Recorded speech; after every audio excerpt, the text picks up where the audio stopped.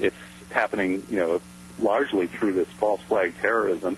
It looks to me like, not only 9/11, but also Madrid 7/7, the Bali hotel bombing, and probably most of these so-called Zarqawi-style bombings in Iraq are all false flag operations being carried out by, a special wing of probably U.S. or Western military intelligence.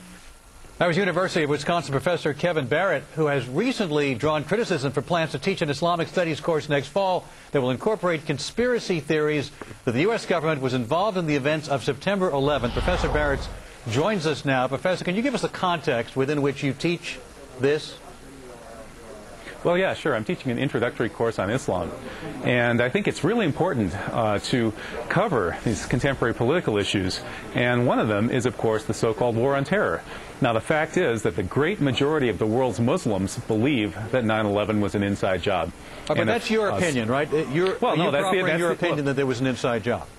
Well, after studying the evidence pretty intensively for 2.5 years, I am convinced that 9/11 was, in fact, an inside job. And are students required to regurgitate that in some way in order to do well in your class? That's ridiculous. No, I'm not interested in making students regurgitate anything. I'm interested in training people how to use critical thinking skills to look at the evidence in any area and come to their own conclusions. Is this a required class? I hope that they'd be able to do that. No, it's not. So this is basically an elective class. How much of the time is spent focusing on who caused 9/11? Only about 1 week. We're looking at the war on terror for 1 week, and in fact, it's not focusing on who caused it. It's looking at the main interpretations of 9/11. And there are really several different ways of looking at 9/11, and one of them, of course, is the standard American story of the war on terror that changed everything. It set us at war. It rolled back our civil liberties. It doubled our military budget. All those things have been planned before 9/11. Every one of those things was put in place before 9/11. Do you objectively put forth that view as well as the view of how you perceive Muslims viewing us? Are they presented in a fair and balanced manner? Of course. In the classroom, I always present things in a fair and balanced manner. Outside the classroom, when I'm an activist or a satirist, I'll tell it like it is. Inside the classroom, I'll present all of the defensible interpretations and let the students use their own critical reasoning skills to come to their own conclusions. All right, Mr. Barrett, Sean Hannity here. Do you really believe that 9/11 was an inside job, not just 9/11, but Madrid and Bali and the Zarqawi operations? Well, actually... hang on a second. Do you believe personally that these are inside jobs, yes or no? It's not quite that simple.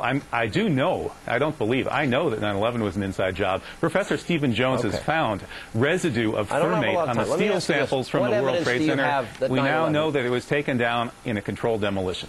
All right, so you believe that the buildings came down in a controlled demolition, right? Well, I don't believe it. I've looked at the evidence, and the evidence is overwhelming. All right, the evidence is overwhelming to you because you're a conspiracy nut, but no, actually, all that aside, I ask your viewers to take a look at this evidence for themselves. They can go to st911.org. That's Scholars for 9/11 Truth. Take a look. Take a look at the demolitions. I know you Morgan Reynolds, a former Bush administration official, says that the Bush administration blew the World Trade Center to kingdom come. That's a direct quote from a member of the Bush administration itself. I know. They blew the World Trade Center to kingdom come. The Jews were told to leave. Well, we've heard a lot of these sick, bizarre theories. And I don't believe any of them. But you're allowed to believe what you want. But that's not what's at hand here. The issue is whether or not you, with your bizarre theories, are the best. I think you have the bizarre theory. You think it was 19 guys with box cutters led by a guy on dialysis in a cave in Afghanistan? That's ridiculous. Yeah. I mean, that's the craziest conspiracy theory of all of them. Okay. I wish I had the Twilight Zone music. Now, here's my next question. The issue that is at hand here, you're entitled to have your opinion. I don't really care what you believe. But if we're talking about a captive group of students in a classroom, the question we've got to ask... Hang on a second. Well, they're sitting in your classroom, and you have a position of authority. I'm wondering, the question is whether or not you're the most competent to teach them. And most people think you're a nut. Most people think your views are not even worth listening to. We just had a poll here in Madison, and we found that 90% of the respondents at Channel 3000 poll said that I should be allowed to teach. Only 10% said I shouldn't. That's the question. And 60%, I don't think what your views are. 60% agreed with me about the questions I'm raising about 9/11. 60% of the respondents. I think you're in the minority. Right to speak. I don't think this is the proper forum, though, for people that hold extremist views like yourself. No, you guys are extremists. Fox News is the biggest bunch of extremists on the planet. reasonable people see you as an extremist, and I don't think you're the most appropriate guy to teach that class. My guess I don't think you're the most appropriate guy to be on the airwaves spewing your venom throughout this country. I think you guys should be taken off the airwaves because you are the guys who are we don't want to silence anybody. You teach and we'll do Hannity and Colmes. Thank you, Professor. Coming up, we'll have a...